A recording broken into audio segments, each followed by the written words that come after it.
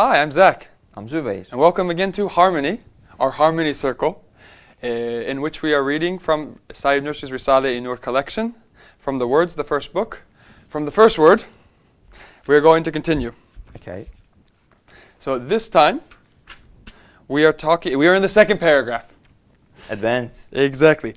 So the story that we're going to read, the author is going to give a little background information. The author is going to give a little bit of a comparison from which we are going to understand the truth of Bismillah, or the truth of in the name of God. That's the point of this paragraph and of this comparison. We're not going to read the entire comparison today.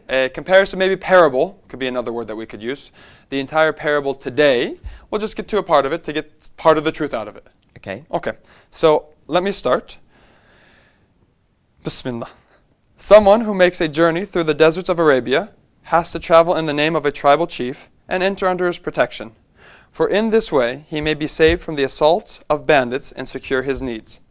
On his own, he will perish in the face of innumerable enemies and needs. That's all we'll read for now.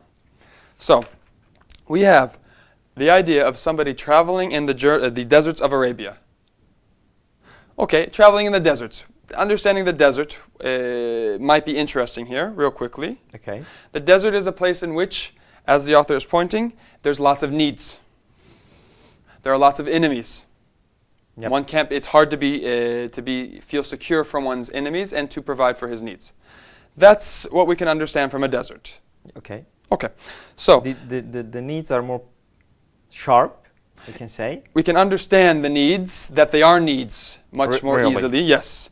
And we can understand that our enemies are really our enemies there. Okay, that's like very black and white. Yeah. So, which is important because we're talking theoretically in this position. The desert is an easy place to understand theoretically black and white.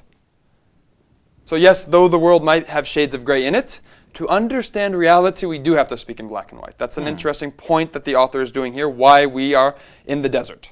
Okay. For this. So yes, we're speaking theoretically. Yes, the world has black and white and shades of gray in it. But to understand the reality, let's go with this example. All right. So, in the traveling through the desert, one has to travel in the name of a tribal chief and enter under his protection. Why? So that he may be saved from the assaults of bandits and secure his needs. Because on his own, he will face innumerable enemies and needs. Wait a second. Last time we talked about infinity, supply and demand. In modern economics, that yes, although there are finite resources, there is an infinite amount of demand. We talked about how theoretically that's not true, but here now we're focusing on the second part, the infinite demands, the infinite needs, the infinite enemies. Yeah. Okay? Each need is in fact an enemy, as what the author is talking about here. Each need that one has is actually an enemy to him. Okay, yes. And they are infinite. But why? And they are infinite. The point is that humans do recognize that they have infinite needs in their daily existence, and the modern economics points to that truth by saying there are infinite needs. Infinite demand is how it uses it, infinite demand. Okay, so that's something that we recognize from a reality. So let's understand that. Okay. How is everything an infinite need? How is everything an enemy? How can everything be an enemy to me? Because if there are infinite enemies, it means that you are my enemy. It means this tea is my enemy. Am I? Well, is it? Are you? Yes. How? Why? I thought we have a friendly relationship. That's the key. We have a friendly relationship. I love you. I love this tea. And love makes them your enemy. Doesn't it? Nope. Think about if I were upon death, I lose you forever. You are my source, this tea is my source of mercy, of love, of friendship, of compassion. Happiness. Of happiness. You are my source of happiness. Sad. Sad for you. But sad. And you lose it. It's sad for me because I lose my source of happiness. It's more easily seen in maybe if one has a child. Yeah. Okay, when one loses his child, that's why it's a much stronger example. But it's the same for everything. You are a source of happiness for me. If I lose you, you are an infinite source of unhappiness. Then don't finish that tea. Exactly. So if I lose this tea, which is the reality, as I drink it, it's getting less, less, and less. Then finish. And then it finishes. This tea, this one tea, this limited glass of tea is a infinite amount of pain for me, the source of infinite amount of pain. Because your need is infinite. Because my need is infinite. And so this is an enemy to me. If... What am I going to do? Yes. That's why we need to take the name of the tribal chief. Let me keep my tea. What? Yes, we need to take the name of the infinite source. Just as last time we said that in the creation of limitedness, there is infinity, giving the examples of the fig, of the number pi, and of my needs. Yeah. It's being created in infinity within limits, points to the fact that there needs to be an absolute creator.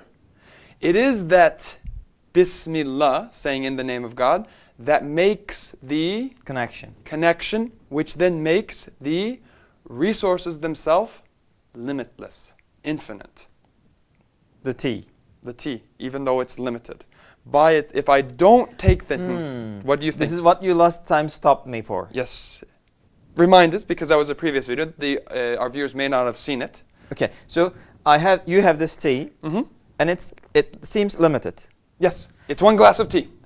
But I find some clues of inlimitness. Can we say that? Infinity. Infinity clues in it. Yes. That reminds me, or that leads me to the conclusion that the infinity cannot come from a finite source. Exactly. Yes. And the source has to be absolute. Actually, yes, which we talked about last time was from a different quality of infinity. Absolute and infinite are actually different. Yeah. So, if he is absolute, the source of the tea is absolute, then I shouldn't be worried about the ending tea. Yes, because his treasury is infinite. And he gave me once, he let me taste it. To show that he wants to give more. Yes, that he wants to give more and that he has more. He has more, yeah. Actually, my desire for infinite tea, since I'm not the creator of my desires, of my wants, of anything, I'm not the source of them, I only experience them, I only witness them. Yep. That, since he gave that, since he created that desire, it's to show that I have the infinite source. He says so. Yes, it's what he says. That's what my creator says so. Great. So, no worries. No worries. As long as we say Bismillah, as we've said in this book, which is the process. It's a process. It's not just saying it one time. It's not a procedure, right? We're starting on the path of Bismillah. Because the path is infinite. It never ends.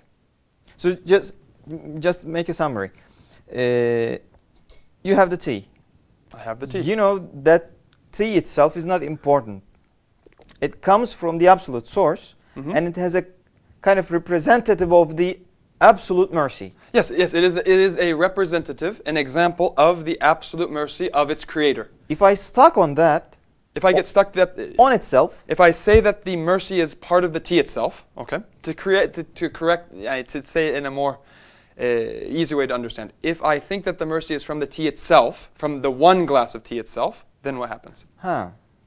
It's limited. Then it ends. And the mercy ends. And it makes me suffer. Actually, it's the end of the mercy that makes me suffer. But if I say in the name of God, I accept that this, whatever it is, comes from the endless source. Absolute source of bounty.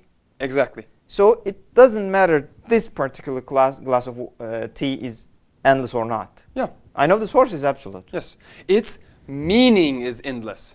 Too. Because even though it's one glass of tea, the meaning behind the tea, that is mercy, is endless. Wow. Can I say also the tea is going to be endless if he wants? The meaning of the tea is endless. The mercy. The mercy is endless. But I want the tea. Okay, so you'll get the tea you'll get the mercy in the form of tea if you want. However you'll get it, you'll get it. That's not the issue. You actually want the meaning behind the tea. That's what we want. Remember, we're talking about in this, we want to understand Wow. Bismillah. Yep. The meaning is important. The meaning of tea is mercy, among other things, and that's what I want. If it's given in the form of tea, if it's given in the form of something else, that's of little concern to me. I want the meaning. Yeah, maybe. Think about it. Think that's enough. Let's end it.